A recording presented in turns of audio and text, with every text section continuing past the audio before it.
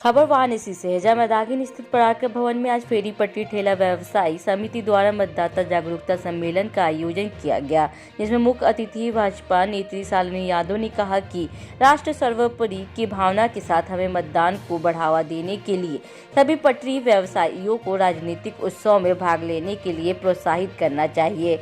यह हम सभी स्ट्रीट वेंडरों का एक संवैधानिक दायित्व है और हम सभी का कर्तव्य है कि हम इसे सावधानी पूर्वक निभाएं। मतदान जागरूकता का मतलब है कि हर नागरिक को उनके मतदान के महत्व को समझना चाहिए। यह हमारा दायित्व है कि हम अपने मत के लिए सही और उत्तम व्यक्ति के लिए करना चाहिए। यह एक सकारात्मक परिवर्तन लाने का माध्यम है।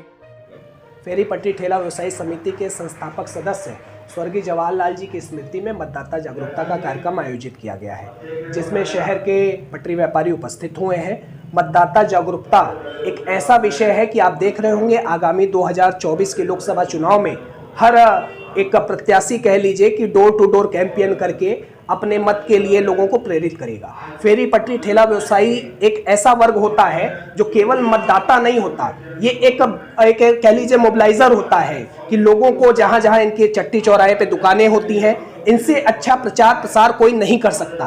तो राष्ट्र हित सर्वोपरि को ध्यान रखते हुए पटरी व्यापारियों के हित अधिकार में जो रात दिन बात करता हो, जो भी व्यक्ति पटरी व्यापारियों के साथ कंधे से कंधा मिला के चलता हो, ऐसे परम आदरणीय देश के यशस्वी प्रधानमंत्री श्री नरेंद्र मोदी जी को पुनः तीसरी बार काशी से सांसद प्रत्याशी भी घोषित किया गया है। उनके पक्ष में एक मतदान करने की अपील के साथ साथ हम समाज में एक सकारात्मक वातावरण बनाने का काम कर रहे हैं। क्योंकि आप देखे होंगे कोविड जैसी वैश्विक महामारी में पीएम स्वनिधि एक ऐसा विषय है कि जहां पटरी व्यापारियों का कोई हाथ पकड़ने वाला, सहारा देने वाला नहीं होता था। ऐसे में काशी के लोकप्रिय सांसद, देश के यशस्वी प्रधानमंत्री श्री नरेंद्र मोदी जी ने पटरी व्यापारियों का साथ दिया है। आज हम उनके कर्ज को तो कभी नहीं चुका सकते, क्योंकि वो सर्वोपरि स्थान पे है। जो उन्होंने किया है उसका ऋण कभी नहीं अदा किया जा सकता, लेकिन हम अपने कर्तव्यों का निर्वहन पूरी ईमानदारी और पूरी निष्ठा से करने का काम करेंगे। अतिथि के तौर पे किसको आपने बुलाया था? भारतीय जनता पार्टी की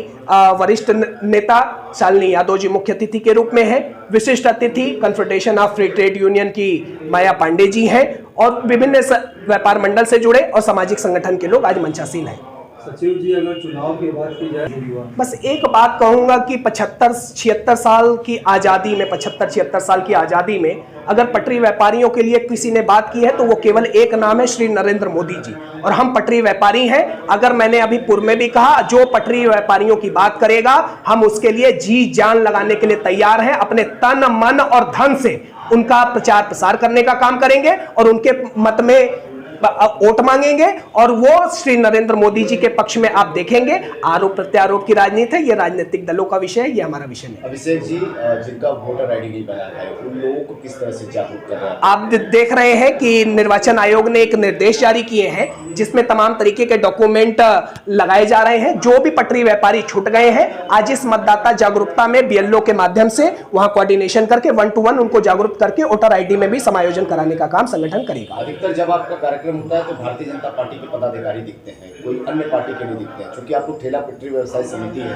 कोई पार्टी से नहीं है, ऐसा क्यों होता है? मैंने आपको पहले ही कहा कि आजादी के बाद पहली बार अगर ये संभव हो पाया है कि पटरी व्यापारियों को एक व्यापारी का सम्मान मिला हो, पटरी व्यापारियों को आजीविका के लिए वेंडिंग जोन मिला हो, पटरी व्यापारियों के लिए खड़े होने के लिए सम्मानजनक स्थिति पैदा हुई हो, तो वो भारतीय जनता पार्टी के सरकार में अगर तय हुई है तो हमारा भी अधिकार के साथ साथ कुछ कर्तव्य बनता है। उस कर्तव्य का निर्वहन हम लोग कर रहे हैं।